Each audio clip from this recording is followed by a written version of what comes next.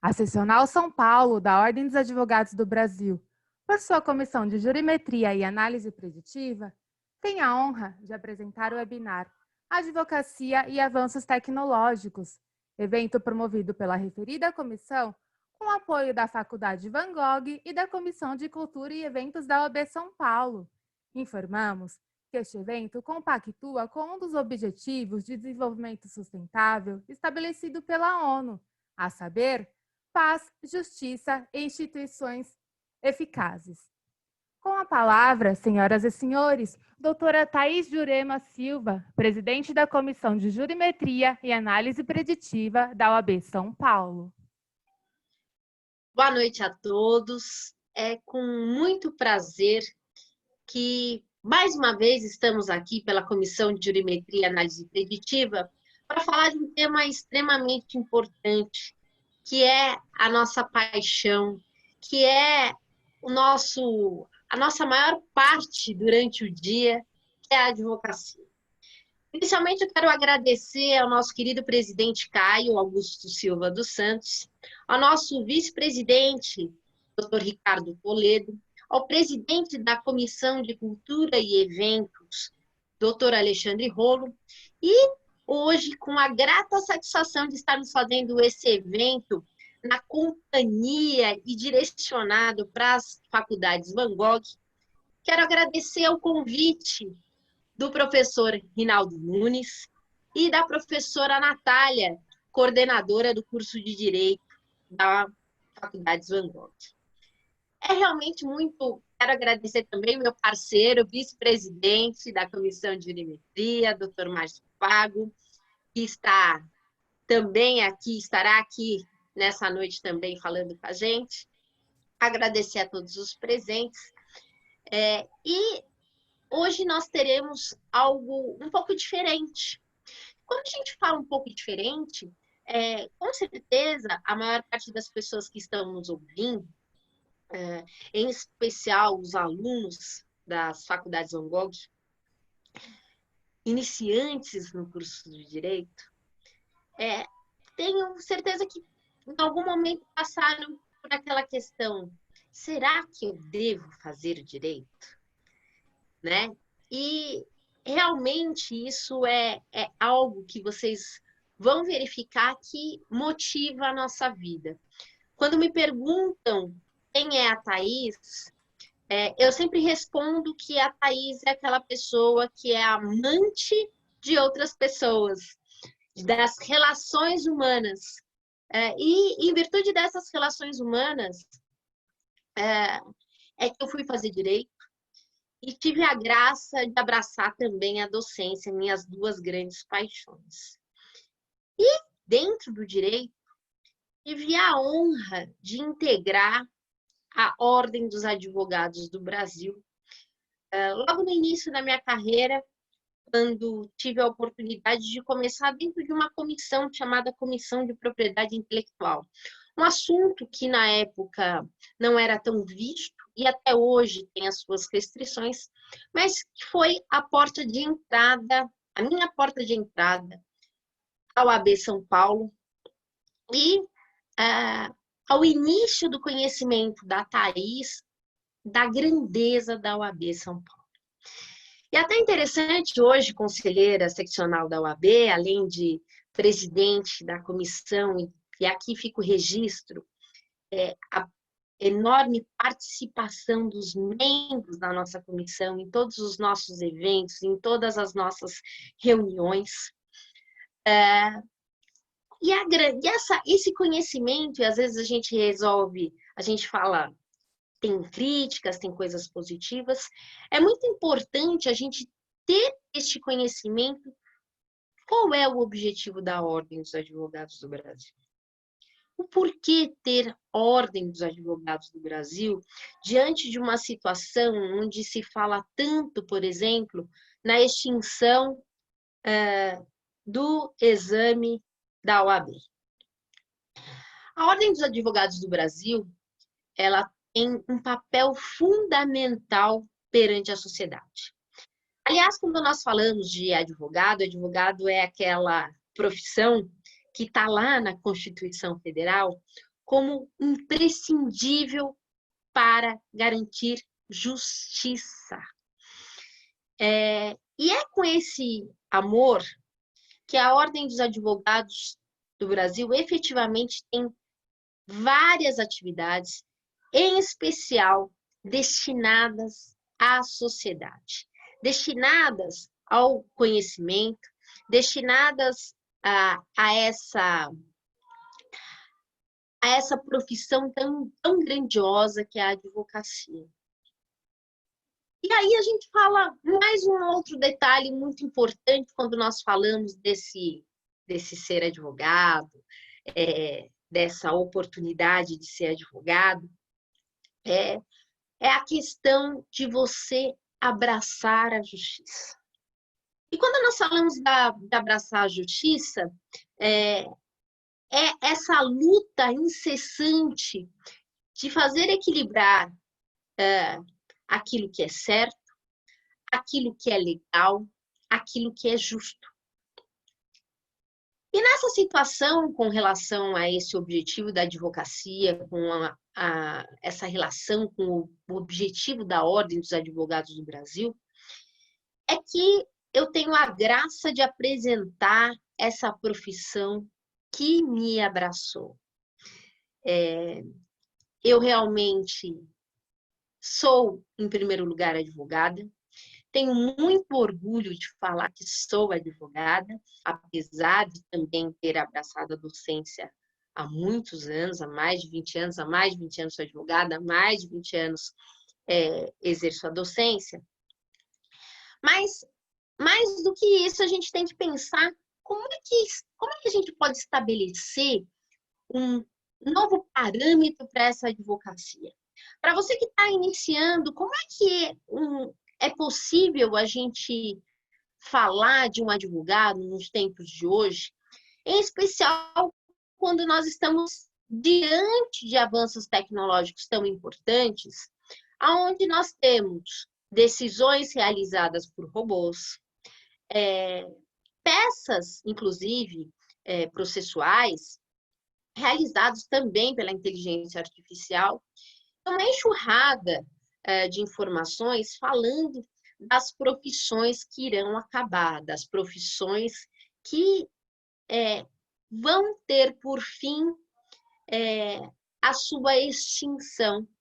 E até eu convido vocês, não sei se vocês já viram esse vídeo, tem um vídeo do vice-presidente da Google, se eu não me engano, mas é fácil, é só colocar no Google as profissões que irão acabar, e dentre elas, a gente chama bastante atenção para a questão da advocacia, em especial em virtude desse avanço tecnológico, dessa invasão da inteligência artificial, e como é que a gente pode estabelecer isso, e será que realmente nós teremos essa atividade findada? Você que está estudando agora, que está começando agora, ou ainda, eu sempre falo que esse começo ele pode ser de várias formas.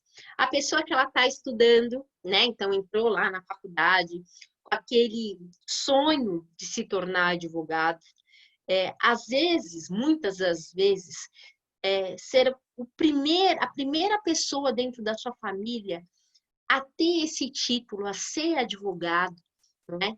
Eu tenho certeza absoluta que todas as pessoas que estão me ouvindo têm orgulho de ser advogado. E a gente também tem aquela fase que você entrou na faculdade, né? Perdão, vou espirrar. Que você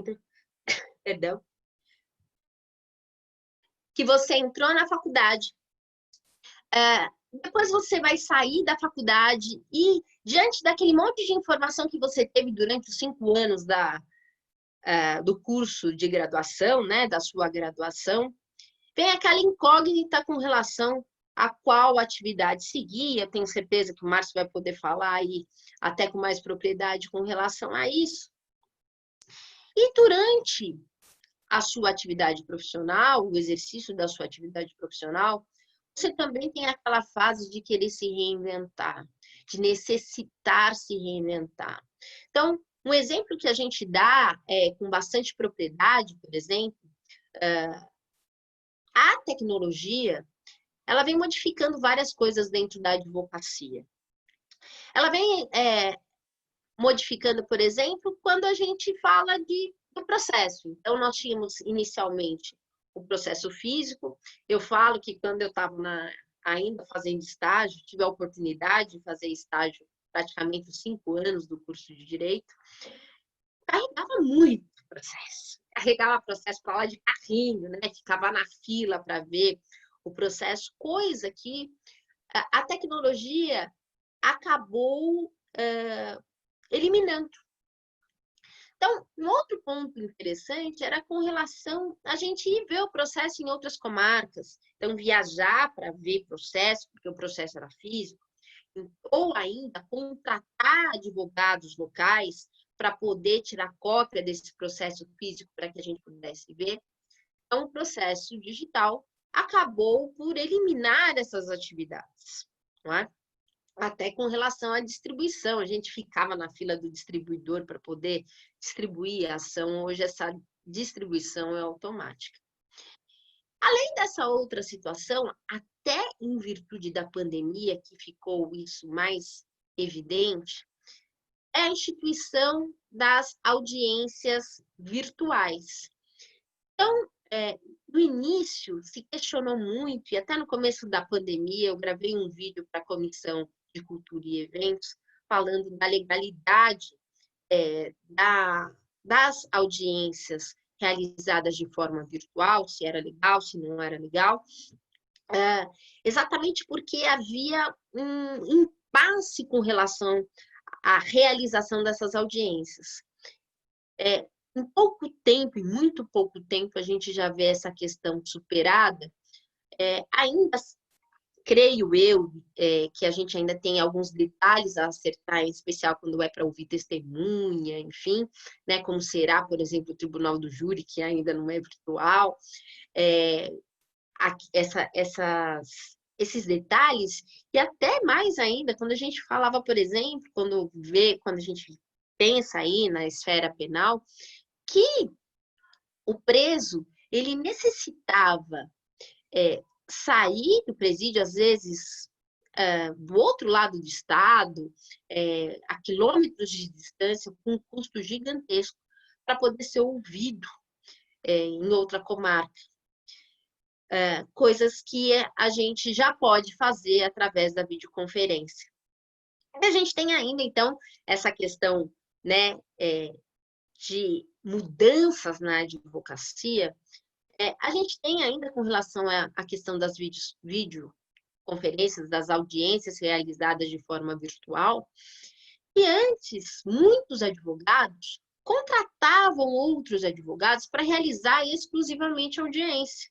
Então, eram chamados advogados audiencistas, ele estava lá exclusivamente para fazer audiência, ou então, porque essa audiência ocorria em outra comarca, e ficava mais fácil, mais barato, até para a própria parte, contratar um advogado local para realizar essa audiência. As audiências virtuais eliminaram praticamente essa atividade, uma vez que você pode fazer essa audiência do seu escritório, não é? Mas ainda a gente tem alguns impasses com relação a isso, a questão de você ter ou não essa tecnologia suficiente para poder realizar essa audiência, ter meios para isso. A gente sabe que, por exemplo, advogados formados há mais tempo, tem um grande amigo que ele fala que é jovem há mais tempo, eles também têm dificuldades com essa parte de informática. Eu lembro que logo no início do processo eletrônico, muitos advogados há mais tempo na carreira, eles acabaram se aposentando pela dificuldade em lidar com a tecnologia. Então, a gente tem uma situação muito premente, muito incisiva, é que hoje o direito ele caminha com a tecnologia. E nisso, um outro papel bastante importante da Ordem dos Advogados do Brasil, é com relação à disponibilização disso e o acompanhamento perante os tribunais dessa legalidade, dessa viabilidade, não é?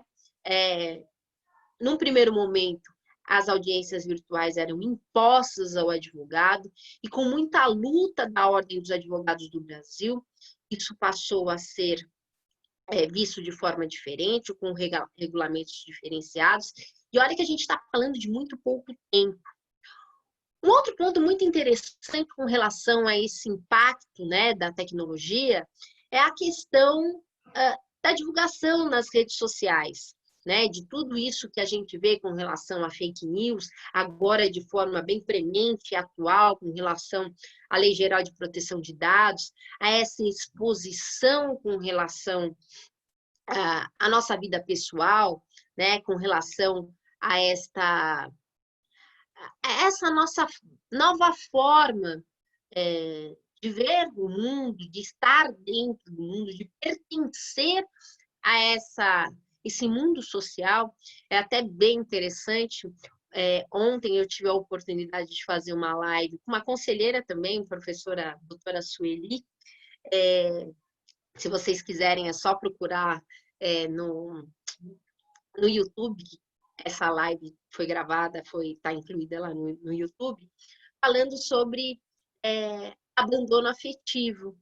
E aí nós conversando, né, falando a respeito da questão do impacto das redes sociais, né, dessa coisa de família margarina, de que nas redes sociais tudo é muito lindo, tudo é muito belo, e isso também acaba refletindo bastante no direito. Bastante no direito quando a gente fala, inclusive, da prática na advocacia. Um exemplo bem interessante é que tudo aquilo que é circulado nas redes sociais, ele é possível de ser admitido como prova. Então, quando a pessoa, num processo, fala que ela não tem condições financeiras, que ela não pode pagar, enfim, e acaba postando nas redes sociais uma vida totalmente diferente daquela que ela está alegando no processo. Então, nós já tivemos, eu particularmente já tive, por exemplo, casos onde foi fixado pensão alimentícia com base nessa vida social que esta pessoa apresentava nas redes sociais. Então, eram viagens internacionais. Por quê? Nas contas bancárias da pessoa não estava absolutamente nada.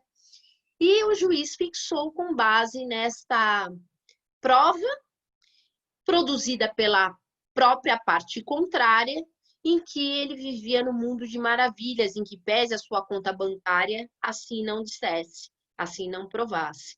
Então, a relação do direito com a tecnologia, a relação da advocacia com a tecnologia, ela é cada vez mais premente, casa cada vez mais, mas tem um lado muito positivo.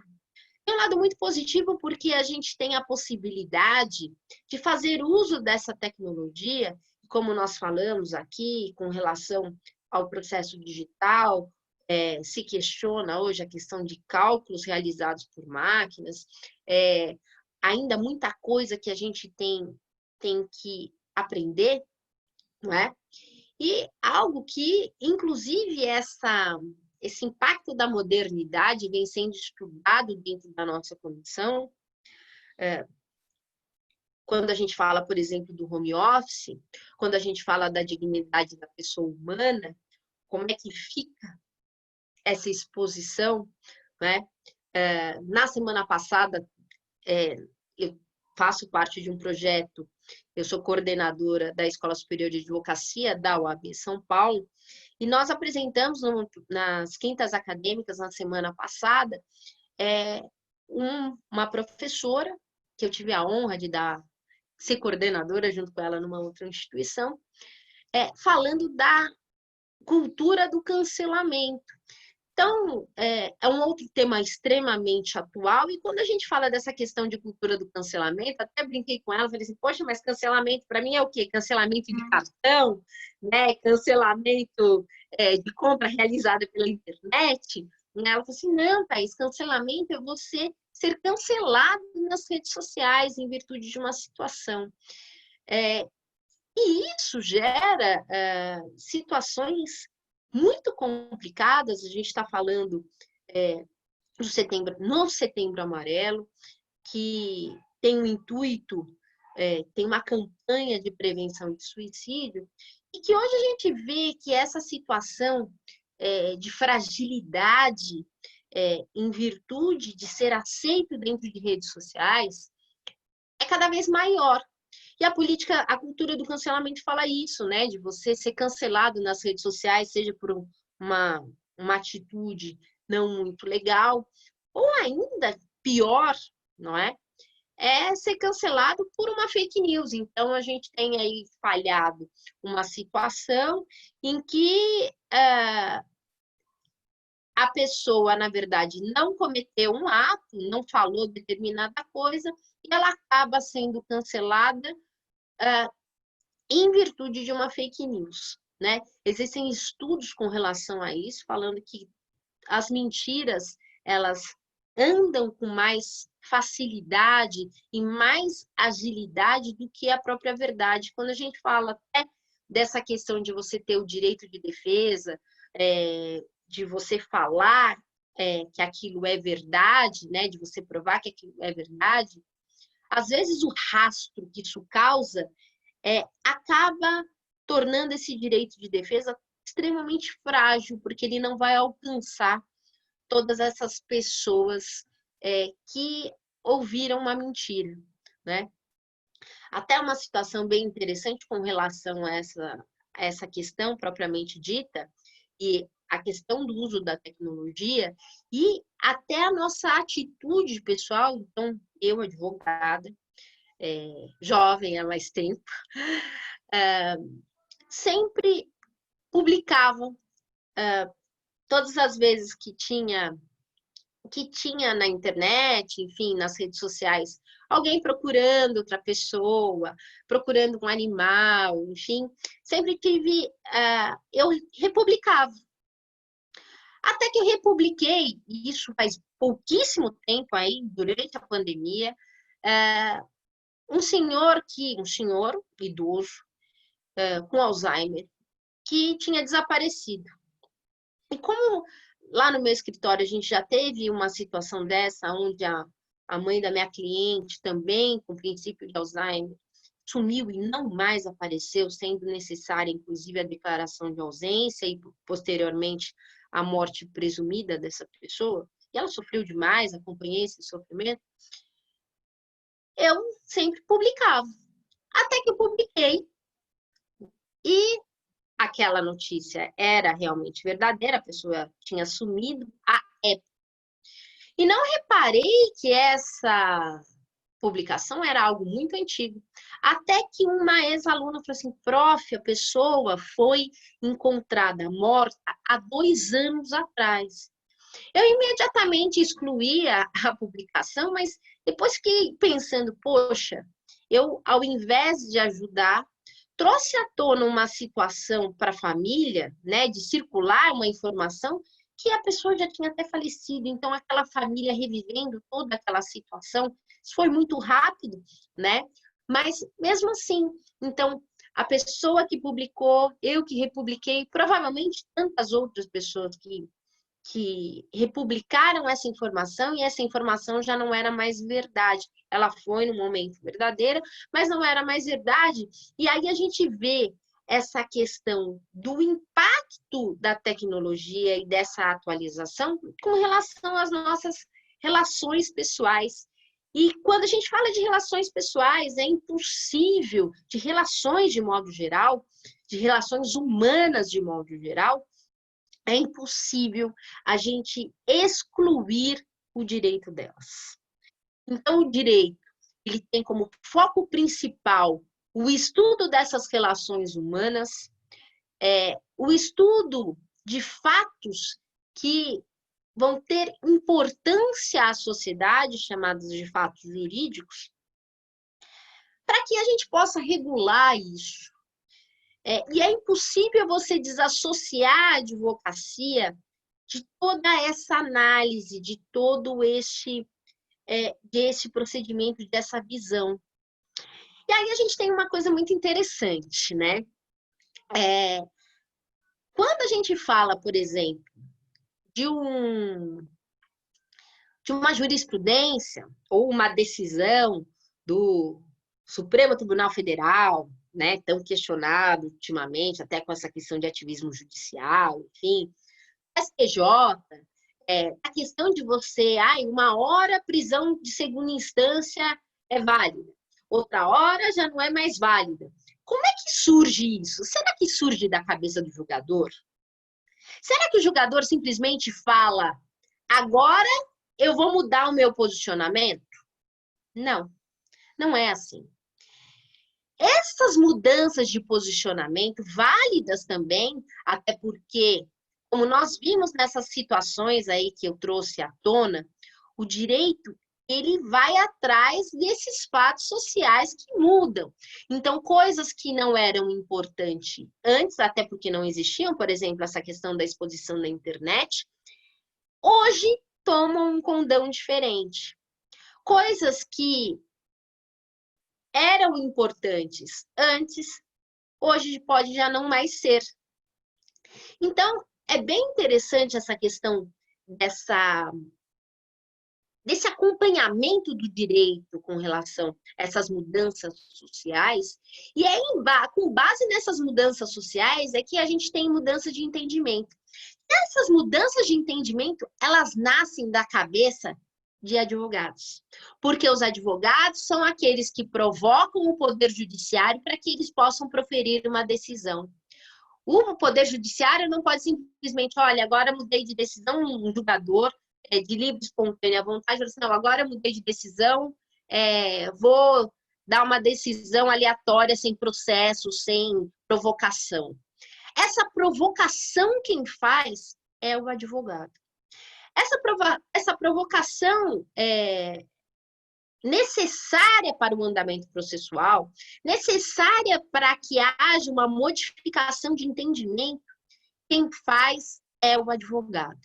Então, com todo respeito, é claro, a gente fala que todos são importantes, tenho muitos amigos, juízes, promotores de justiça, desembargadores, é até uma coisa também muito legal, que eu particularmente, é uma das coisas que eu mais gosto, seja em virtude da OAB, seja em virtude da minha profissão, esse contato, esse relacionamento que a gente tem, inclusive com pessoas dentro estudantes do direito, mas com enfoques diferentes, com olhares diferentes, não é?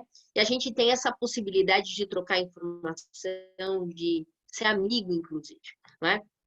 Então, com todo o respeito que eu tenho a promotores, a juízes, desembargadores, delegados de polícia, essa mudança de entendimento, esse olhar, essa visão para a sociedade, quem dá em primeiro lugar é o advogado. Já me perguntaram, Thaís, você em algum momento não quis prestar concurso público? E eu falo até interessante, porque até a minha mãe, às vezes a gente fala, poxa, né, a mãe, né, a mãe da gente, a gente tem que seguir. A minha mãe, até por uma questão de você falar, não, é uma estabilidade profissional, você tem lá, você é concursado, né, você tem um salário todo mês. Em algum momento eu já pensei em prestar concurso público? Já. Eu entrei na faculdade porque eu queria ser delegada de polícia.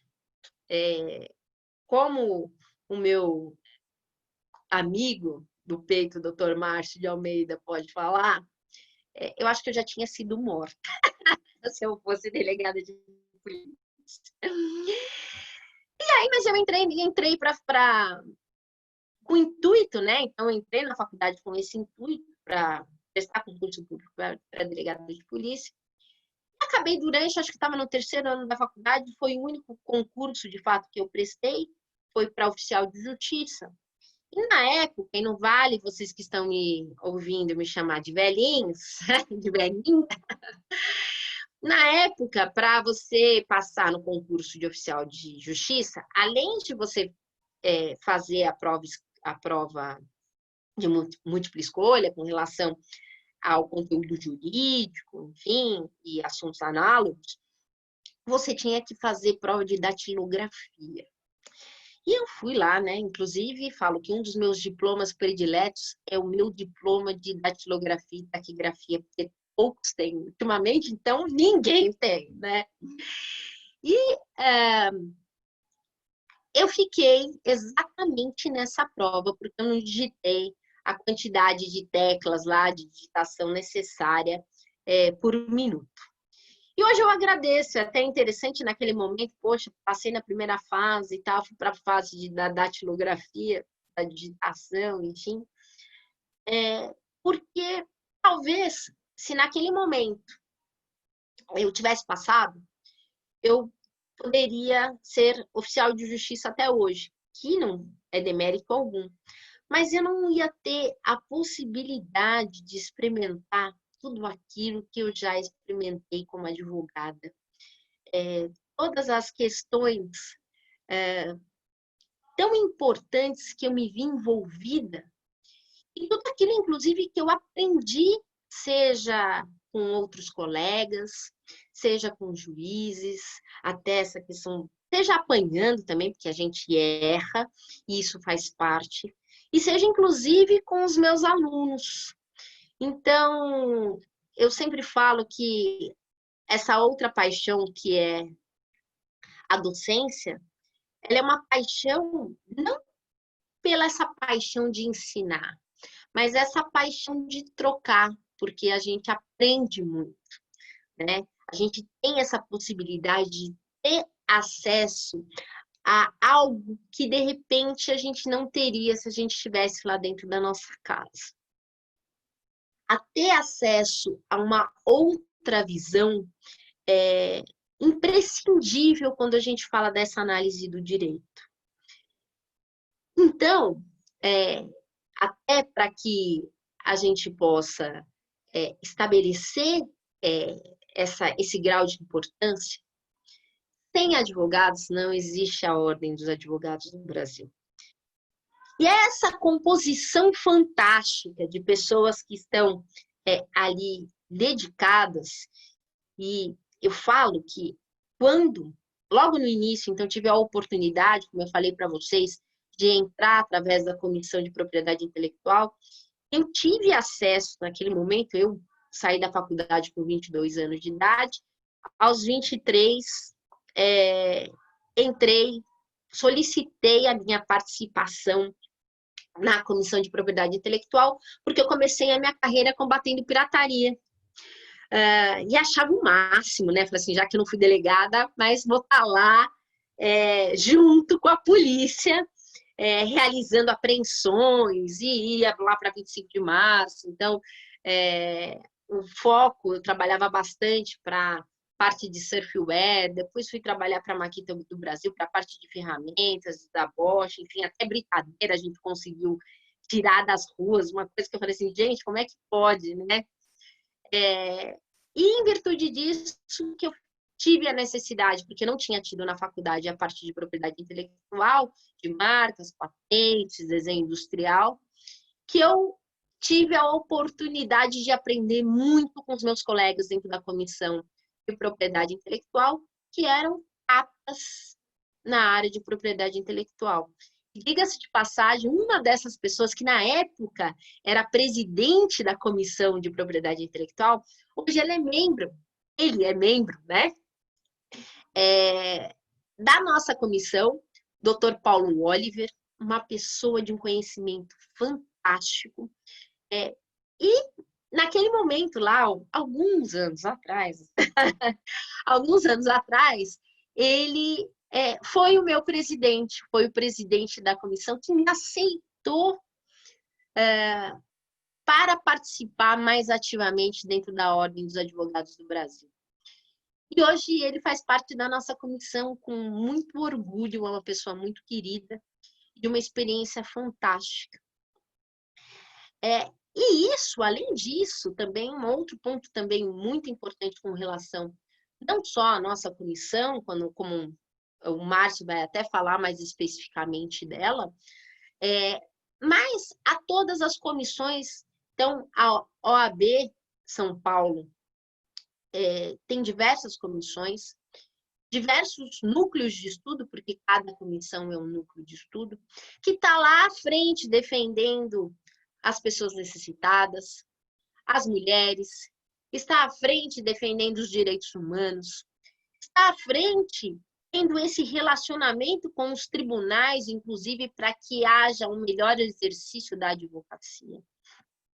Está à frente tendo relacionamento com o intuito de fazer justiça dentro da prefeitura, do governo do estado, participando ativamente, acompanhando essas atividades.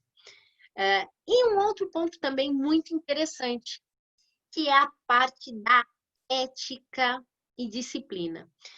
Então, a Ordem dos Advogados do Brasil, como todo advogado, uma vez que você tem a felicidade, porque realmente é uma grande felicidade a gente receber a nossa carteira de advogado, eu tenho certeza que essas pessoas que estão me ouvindo, quando isso acontecer, vão lembrar do que eu estou falando. Aquela alegria fantástica de você olhar nos olhos da sua família e falar assim, poxa, essa pessoa conseguiu. Você passa a ter a obrigação de cumprir o Código de Ética e Disciplina da OAB e o Estatuto da Advocacia da OAB. E lá estão descritas algumas infrações, então alguns atos que, se você cometer, você poderá ser penalizado com uma censura, com uma suspensão, ou até com a expulsão, com a exclusão do quadro de advogados da OAB. Então, é claro, isso se dá em situações graves, em situações recorrentes, mas cabe a nós, no Conselho, analisar situação por situação, processo por processo, para verificar se essa pessoa ela deve ser expulsa ou não. Mas antes de chegar nessa expulsão, a gente tem todo um processo de ética. Tem um processo de ética que é extremamente válido, em especial para nós, o direito, que fazemos a coisa correta. Como qualquer outra atividade profissional, existem aqueles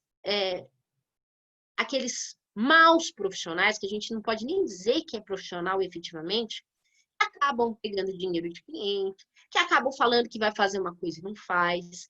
E mais ainda, a nossa atividade é uma atividade considerada de meio. Isso quer dizer o quê? A gente não trabalha com resultado. A gente deve se esforçar para ter um resultado eficiente. Mas a gente não pode garantir o resultado. Muitos desses maus profissionais acabam iludindo seus clientes. E para esses atos realizados de forma a infringir a ética profissional, nós temos os tribunais de ética dentro da OAB, que tem um trabalho árduo. Eu faço parte da Câmara Recursal como conselheira, então a gente tem o Tribunal de Ética, que seria a primeira instância, e as câmaras recursais, que seria a segunda instância, ou seja, o recurso quando aquela pessoa não se contenta com a decisão proferida pelo Tribunal de Ética, ela recorre e vai para as câmaras recursais. E a gente tem a oportunidade, mais uma vez, de aprender, seja, inclusive, como não fazer. Então, às vezes, até por detalhes, a gente tem essa coisa de tanto de defender o direito, né, da população, do seu cliente, que às vezes a gente acaba esquecendo de defender o nosso. E é exatamente nisso uma outra atividade que surge, a de defesa de seus colegas, de advogados, advogar para advogados. Né? Então, a advocacia é algo complexo, a advocacia é algo que requer muito estudo. Aliás, um estudo contínuo, porque a sociedade, como nós falamos, ela sofre grandes mudanças, né? Ela sofre ela participa dessas mudanças e, em virtude dessas mudanças, o direito ele tem que estar lá analisando isso, acompanhando isso. E para cada mudança, para cada comportamento novo, para cada situação nova, você vai ter que também se atualizar. Aqui, até para concluir, porque eu até falei para o Márcio, Márcio, tem que tomar cuidado, senão eu que me corta, senão eu não paro de falar. Né? Porque é especial quando a gente fala aquilo que a gente gosta, quando a gente fala de uma paixão, porque a advocacia, para mim, é uma grande paixão. Para que a gente possa, inclusive, pensar nesse novo estado da advocacia, uns chamam de advocacia 4.0, 5.0, enfim, eu falo muito da questão da inteligência jurídica, porque hoje se exige do profissional do direito, seja ele advogado, seja ele um juiz, seja ele um promotor de justiça, muito mais do que simplesmente conhecimento da lei. Muito mais do que você ficar lá atrás dos seus livros, achando que aquilo é o suficiente para você prestar um serviço jurídico. Você precisa entender de pessoas. Você também precisa entender de questões muito importantes, como gestão.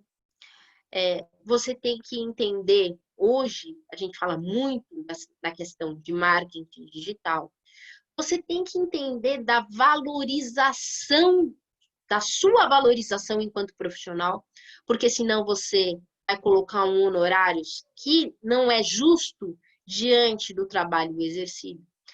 Você tem que entender também da questão da ética, desse sistema de ética. Hoje, quando a gente fala até de grandes empresas, quando uma grande empresa contrata, por exemplo, um terceirizado, uma empresa menor para prestar aquele serviço, aquela empresa menor, embora ela seja pequena, ela vai ter que ter um sistema de compliance estabelecido, ela vai ter que ter, hoje, um sistema de proteção de dados pessoais em virtude da LGPD estabelecido, e você dentro do seu escritório também, dependendo para quem você quer prestar serviço. Então, são várias nuances que fazem com que a gente tenha que estar sempre se atualizando, estar sempre estudando, que é também um grande desafio. E eu, como adoro ser desafiada, acho que é uma grande mola motivadora para você pensar diferente, fazer diferente e olhar diferente. Para todas essas situações que a gente vê de mudanças de conceitos, de mudanças de entendimento, e não se culpe se você entrar na faculdade de um jeito, pensando de um jeito, e sair pensando de outro, totalmente diferente. Eu encerro a minha fala só convidando vocês, até algo que mexeu efetivamente comigo. Eu adoro filme, inclusive no meu mestrado eu falei sobre obra cinematográfica, claro, com um aspecto jurídico, mas teve um filme que marcou para mim muito, e ele se chama Como Era Antes de Você. É um filme que eu chorei muito, eu chorona, chorei até do começo ao fim do filme, mas que me fez mudar de entendimento com relação à questão da ortotanásia, da eutanásia. É claro que, assim, é você poder ver um outro foco. Então, eu te convido nessa noite a estar aberto para ver os fatos sociais, as relações humanas, as relações jurídicas com olhos diferentes. Você vai ver que estar aberto ao conhecimento faz com que a gente mude, seja de conceito, de entendimento, mais do que isso, faz com que a gente aprenda a respeitar o diferente, aprenda a respeitar o próximo. Eu acredito que é o nosso grande desafio enquanto seres humanos.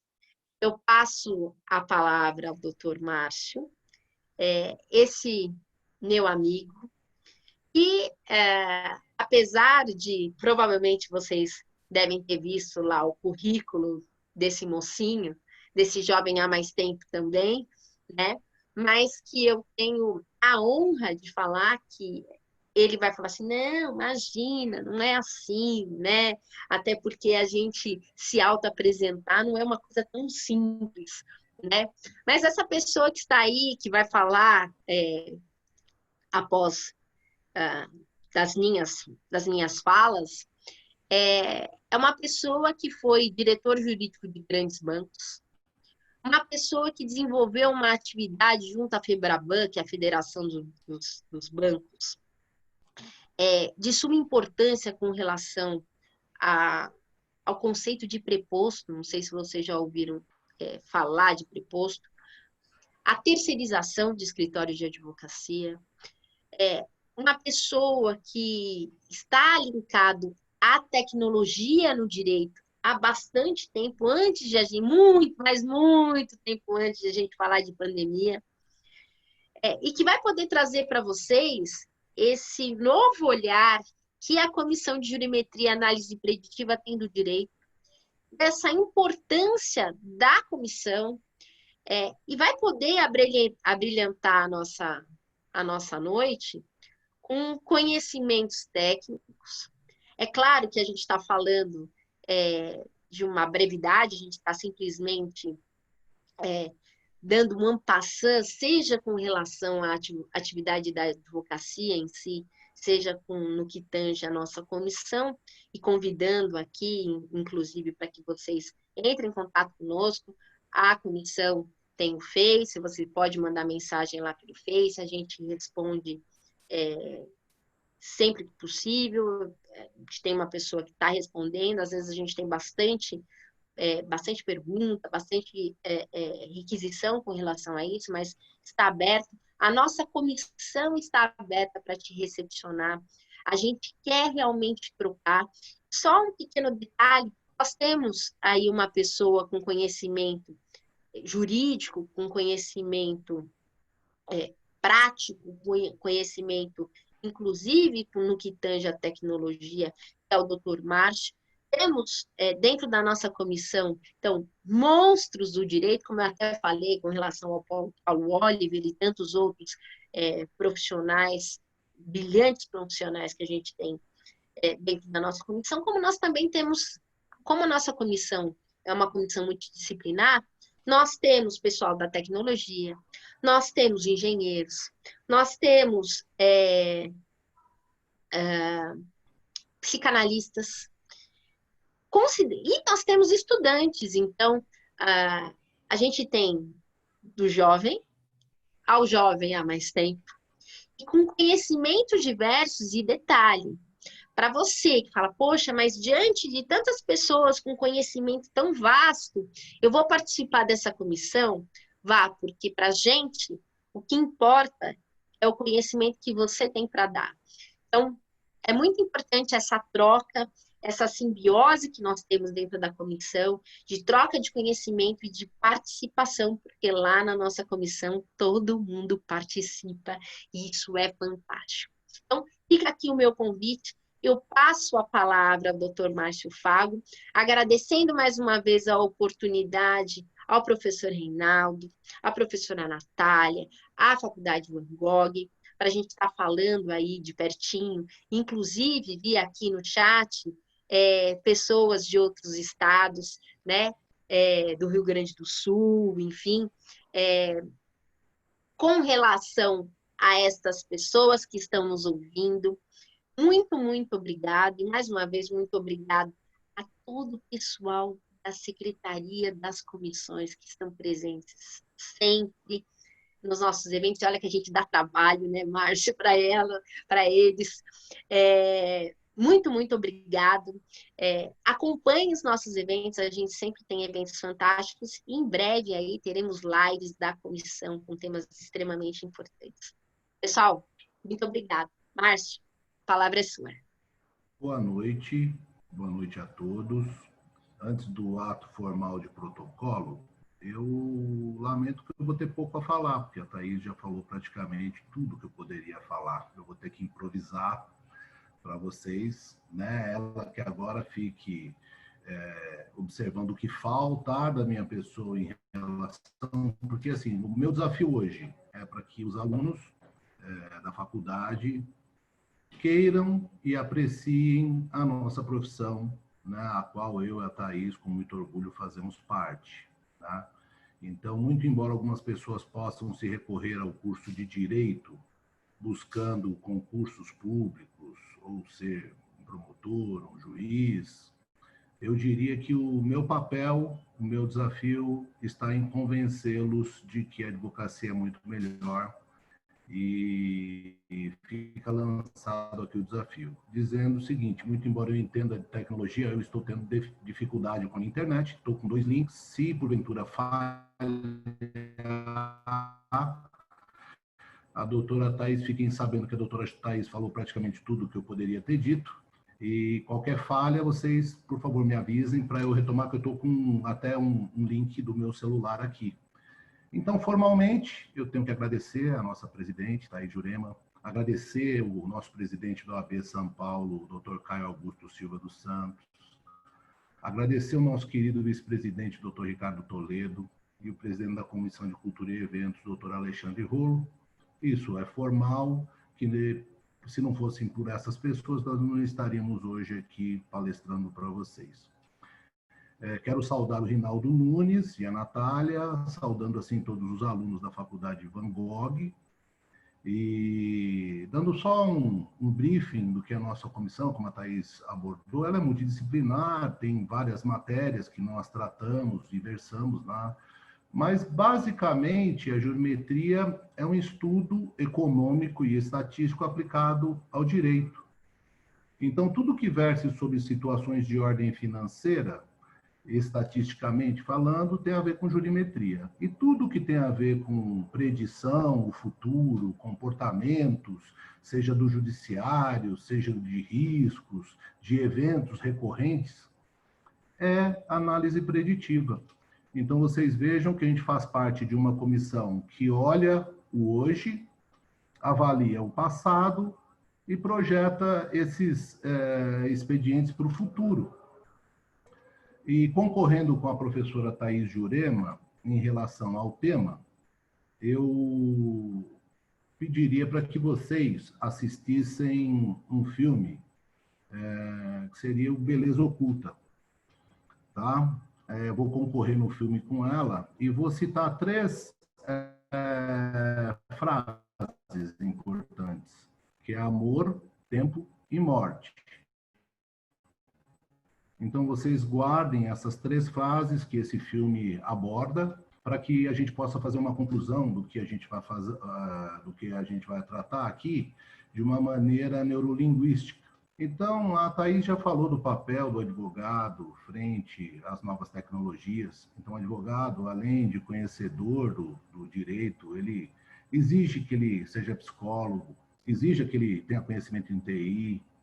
E falando em TI, hoje existem uma série de aplicativos, né, que o advogado pode se recorrer para digitalização de documentos. Vocês devem ter acesso ao CanScanner, o e-Transfer, né, porque a Thaís é da época que fazia a carga de processos físicos, e eu não, sou um pouco mais jovem, brincadeira. Na verdade, a gente começou fazendo digitalização bem antes da Justiça ter esse sistema de digitalização.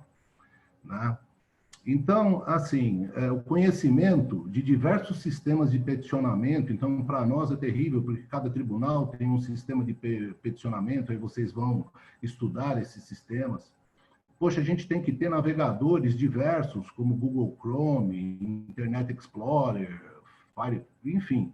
Tem uma série de navegadores, além de plugins, que fazem a conexão, como Java, Chodô, enfim, entre outros.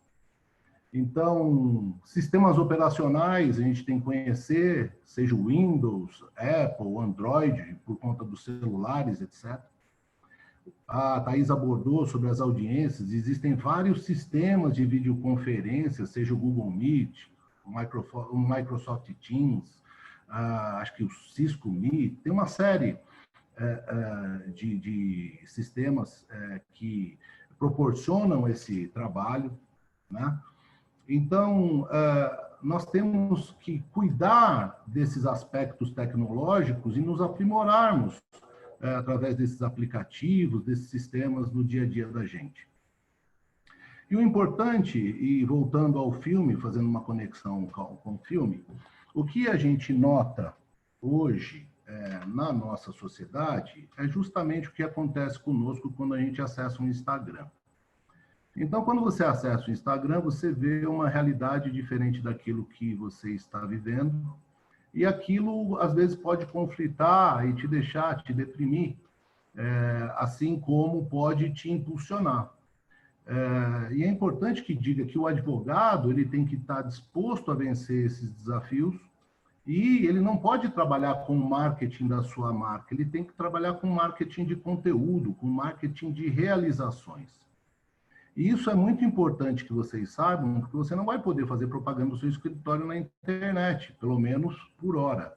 Mas que você pode promover, sim, discussões de conteúdo e abordagens que sejam significativas, que alavanquem seu nome.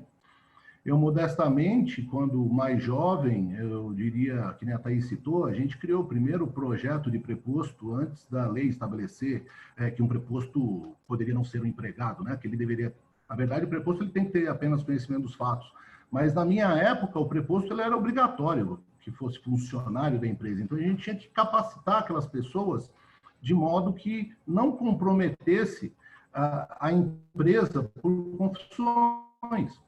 Então, essa multidisciplinariedade que nós tratamos, não só na comissão, ela foi falada em 1897 por um jurista da Suprema Corte Americana, que eu sempre cito, o Dr. Oliver Wendell Holmes Jr. Então, ele tinha uma frase que dizia em 1897 o seguinte: o jurista do presente pode até ser o homem dos livros de direito, mas o jurista do futuro é o homem das estatísticas e mestre em economia. Então, a gente não pode falar do direito, né, que a Thaís versou muito bem, que é um conjunto de normas impostas que vinculam a conduta humana, né, as regras de comportamento, a finalidade dessas regras, que seja a paz e a prosperidade social, e a preservação dos direitos humanos, né, como ela disse. Então, a gente tem que falar um pouquinho de economia, e às vezes é ruim, o advogado não gosta de matemática, ele não gosta de falar, eu não sei fazer conta. Mas hoje é necessário que você saiba, porque o seu cliente ele não quer ter prejuízo e você quer receber os seus honorários. Então, a relação que temos hoje no direito, separando o direito das coisas dos direitos das pessoas, que a gente pode ter uma abordagem dividida, a economia, ela confere uma série de atividades que são necessárias para a sobrevivência e melhoria da qualidade de vida das pessoas.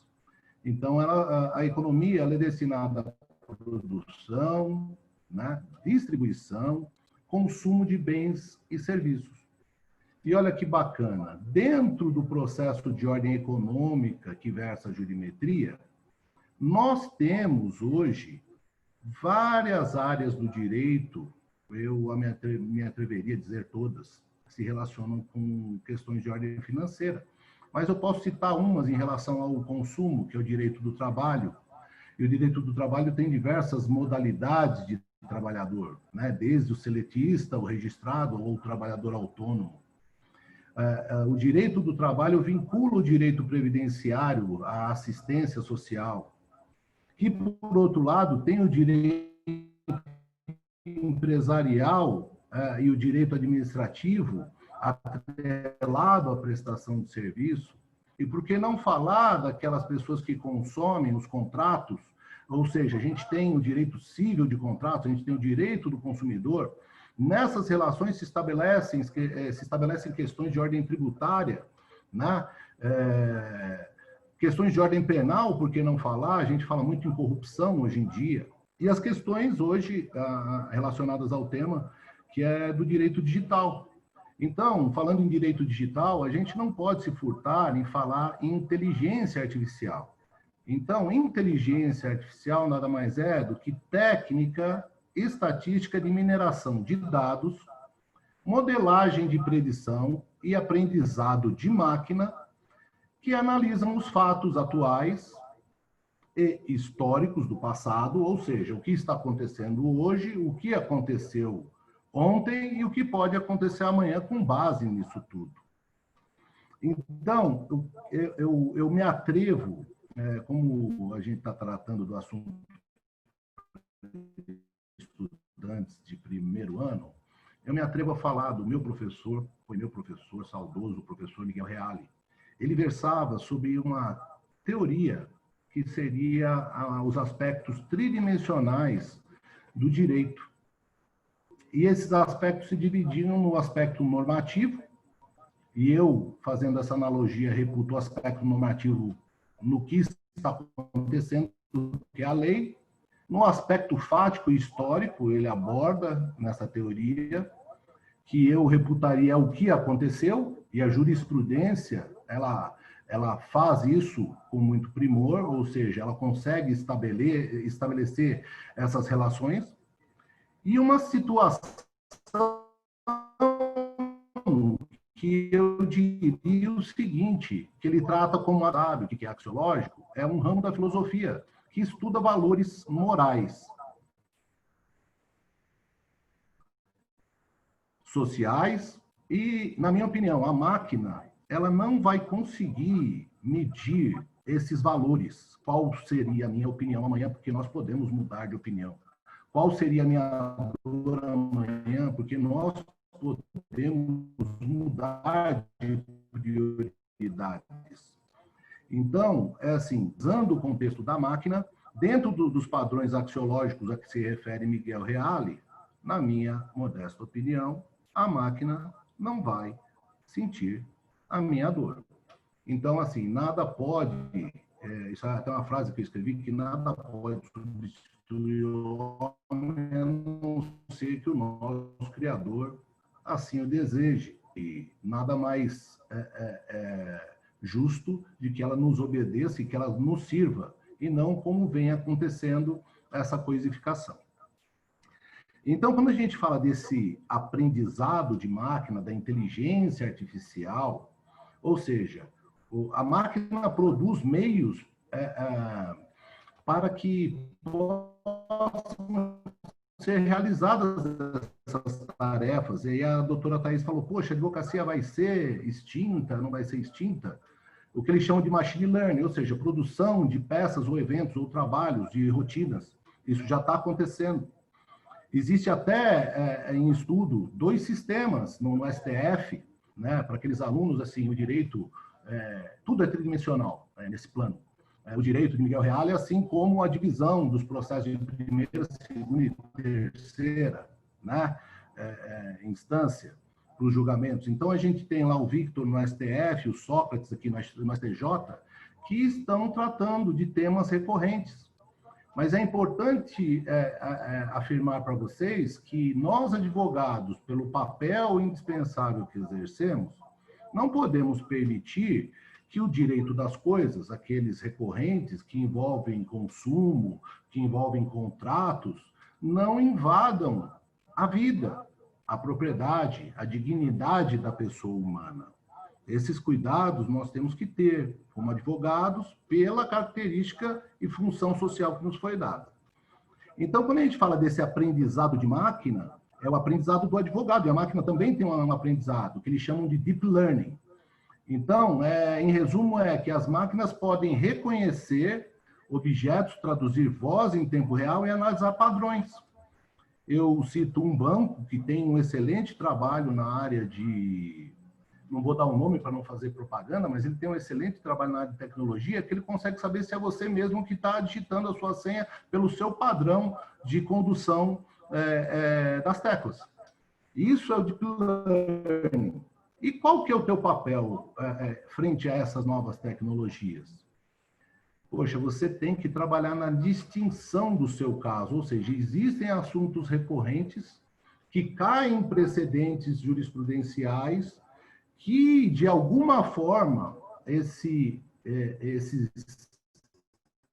expedientes, eu vou dar um exemplo, antes de tratar desse assunto, para que fique bastante claro para o jovem advogado, que às vezes você pode ir no escritório de um colega e, por exemplo, você fazendo uma consulta num advogado, você vai pedir a opinião dele, e ele pode versar a opinião dele e dizer, olha, eu analisei a tua situação e você tem 20% de chances de ganhar. Mas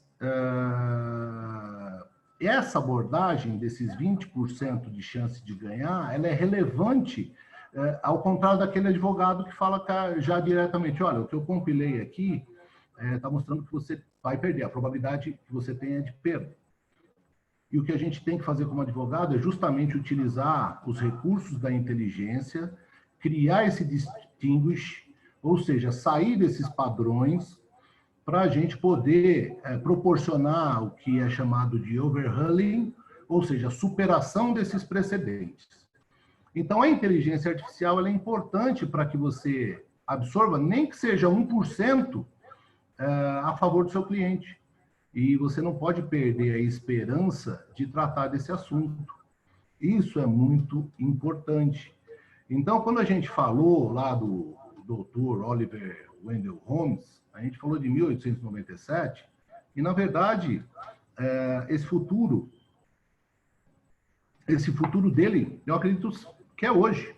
Eu acho que nós, assim, além das questões tecnológicas, a gente tem que ter de equipamentos, backups. Eu estou aqui com o celular ligado, se cair, e morrendo de medo, porque minha internet oscilou o dia inteiro.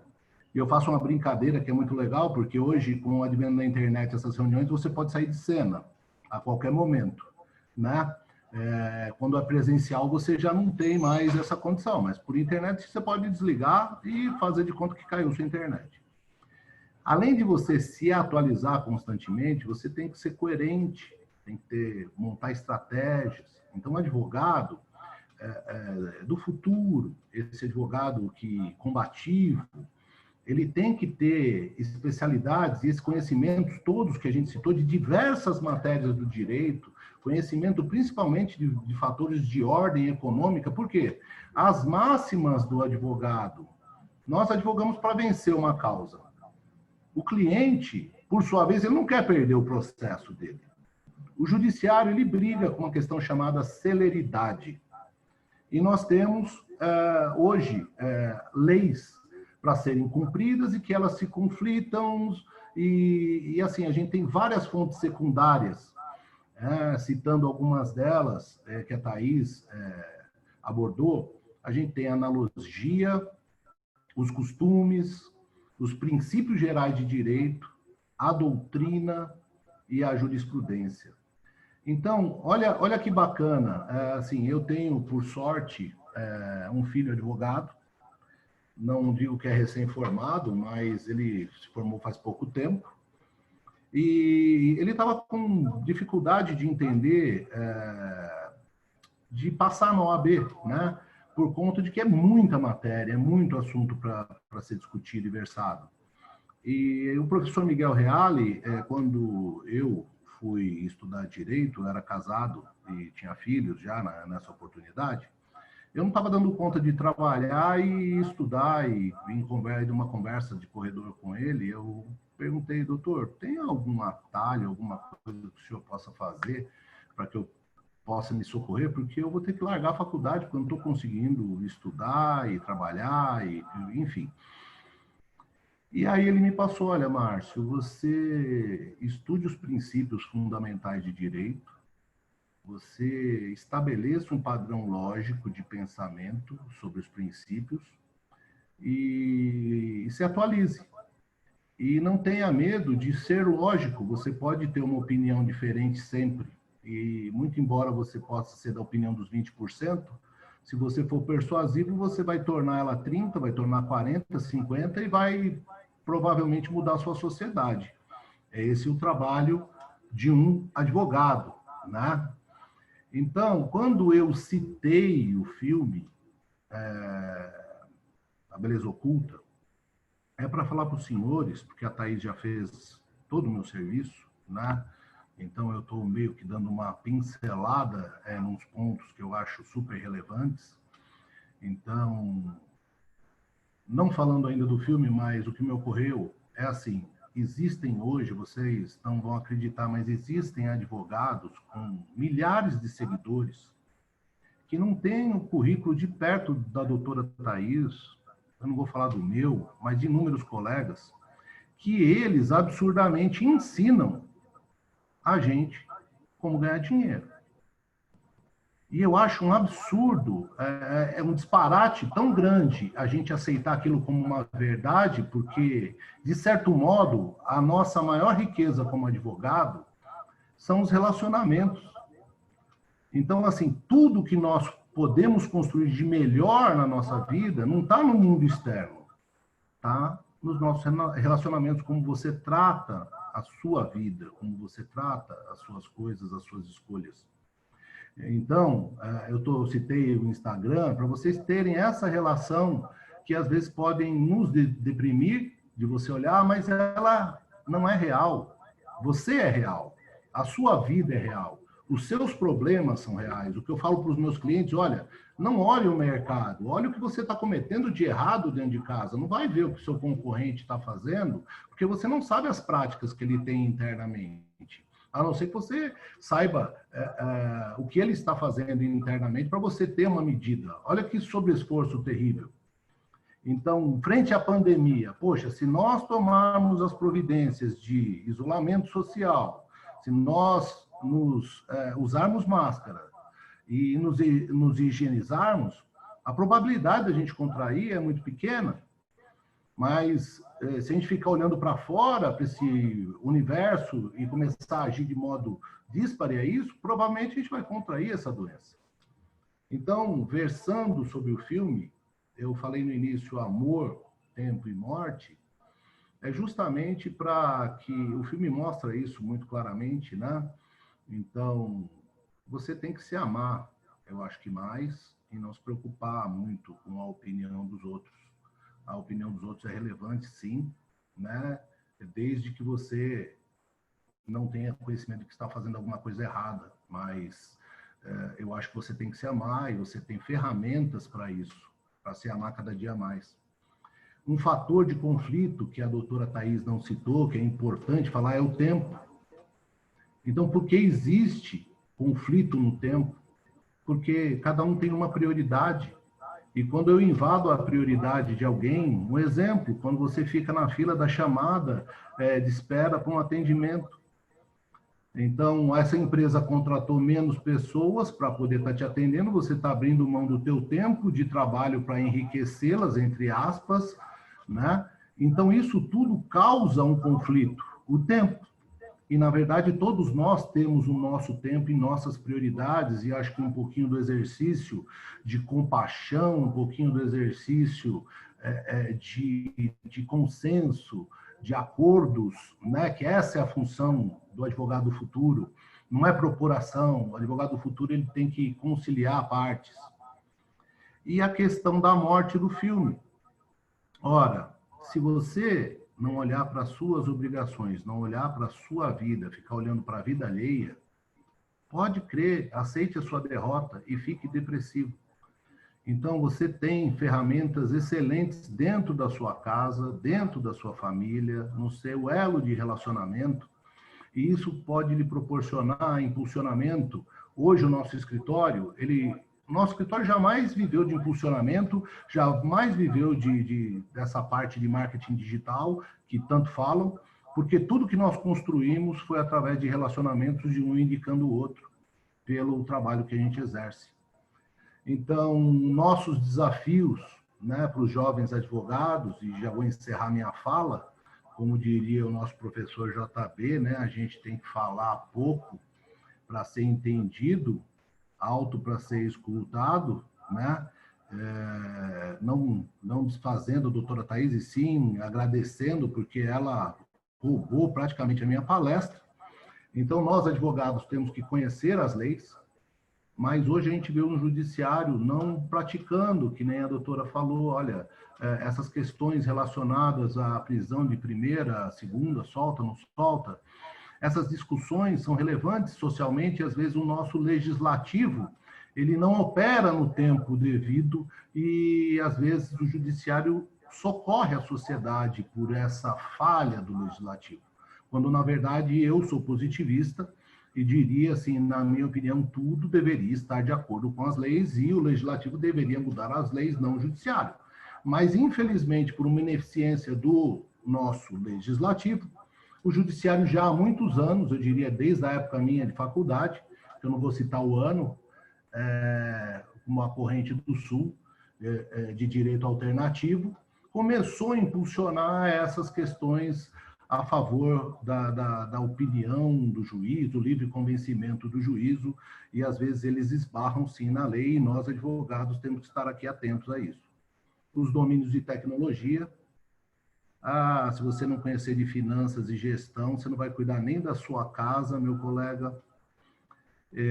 A gente tem que ser psicólogo dos nossos clientes, conciliador, e a questão humanista, se tiver 1% de chance de ganhar, você jamais vai dizer para o seu cliente que ele tem 99% de chances de perder, porque às vezes esse cliente, muito embora ele saiba que esteja errado, ele não quer fazer a justiça com as próprias mãos, ele não quer comprometer a vida dele, não quer partir para uma ofensa física, ele só quer que faça a justiça dele. E você tem que fazer esse filtro para que não haja mais desigualdade ou injustiças, né? Você tem que tentar fazer o melhor por ele. Encerrando, como eu sempre encerro, sendo repetitivo, que eu sou fã deste humanista e advogado criminalista, muito embora eu não seja, a advocacia não é uma profissão de covardes. Eu vou encerrar minha fala, passando para a doutora Thaís os meus agradecimentos, que poupou o meu tempo, né? Porque praticamente eu podia sair de cena, entendeu? Mas eu acho que nós temos que tratar esses novos integrantes vamos falar assim, do direito, né? Essas pessoas que estão dispostas a isso.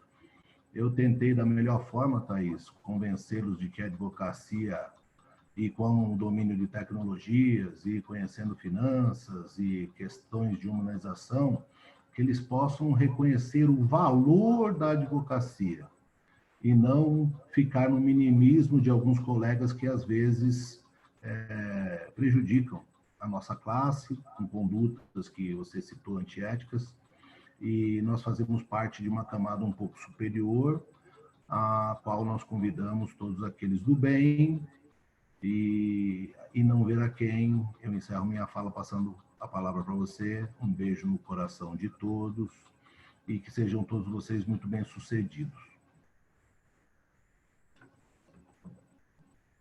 Eu acho que a gente, na verdade, a ideia, em especial, embora não sejamos mais no mês do advogado, o qual nós tivemos palestras brilhantes, diga-se de passagem, mais uma vez o doutor Márcio falando com bastante propriedade, em especial dando ênfase a essa questão do tempo. Então, aproveite o seu tempo da melhor forma possível. Aproveite o seu tempo fazendo aquilo que você ama. E se você está me ouvindo neste momento, seja você estudante de direito, seja você que já é advogado, essa paixão ela é renovada a cada dia. E para que a gente possa renovar essa paixão todos os dias, diante, inclusive, de várias dificuldades, de cliente que mente, de cliente que acha que é mais importante achar no Google que aquilo que está no Google está certo. Mais importante do que isso é você ser persistente e você participar efetivamente dessas atividades da OAB, ao qual eu deixo mais uma vez o convite para que venha participar da nossa comissão. Participe, conheça também as outras comissões, com todo respeito, a nossa é mais legal. Mas que vocês venham participar. Eu deixei o link do Facebook da comissão, também deixei o meu Instagram. Convido também, aproveito a oportunidade para os convidar a participar desse projeto que se chama Quintas Acadêmicas da Escola Superior de Advocacia, a qual eu tenho a honra de participar todas as quintas-feiras, evento gratuito, telepresencial, sempre trazendo um tema extremamente importante. Em breve, aí, notícias da live da Comissão de Jurimetria e Análise Preditiva, com temas muito importantes, como trabalho em home office, como esse novo olhar para a advocacia, a questão do impacto econômico no direito. É muito importante que a gente possa se atualizar e que a gente também possa manter esse contato, porque só assim a gente consegue sempre aprender e sempre também se motivar, porque diante de tantas dificuldades que nós temos vivido, essa motivação, esse amor por aquilo que a gente faz toda a diferença.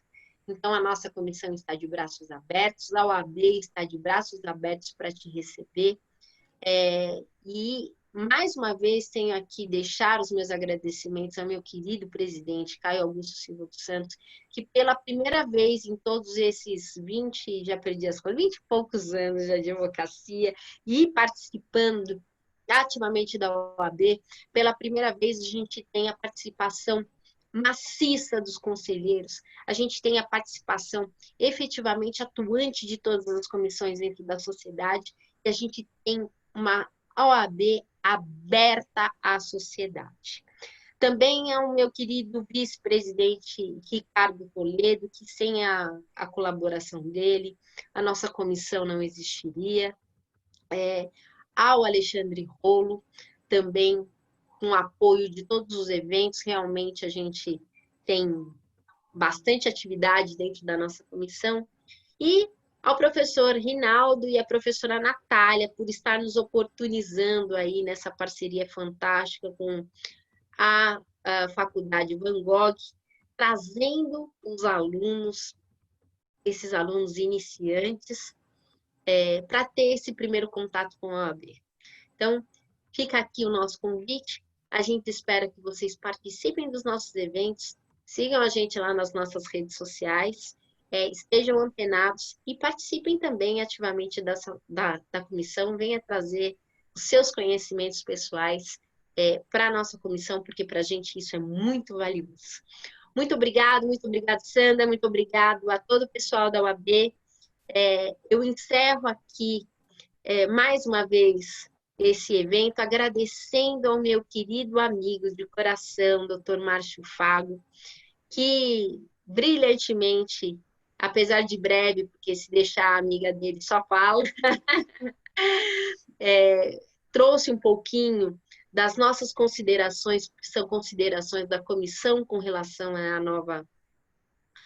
à advocacia, a esse novo momento da advocacia, que a gente possa estar sempre presente, vocês sempre presentes com a gente. Muito obrigado, gente, boa noite, e não se esqueçam de deixar o nome para que a gente possa emitir o certificado e também que você traga aí sugestões para que a gente possa estudar, para que a gente possa trazer eventos com relação a temas importantes que você linkados à nossa comissão e participe da UAB. Tchau, gente. Passo a palavra para encerramento para a Secretaria das Comissões.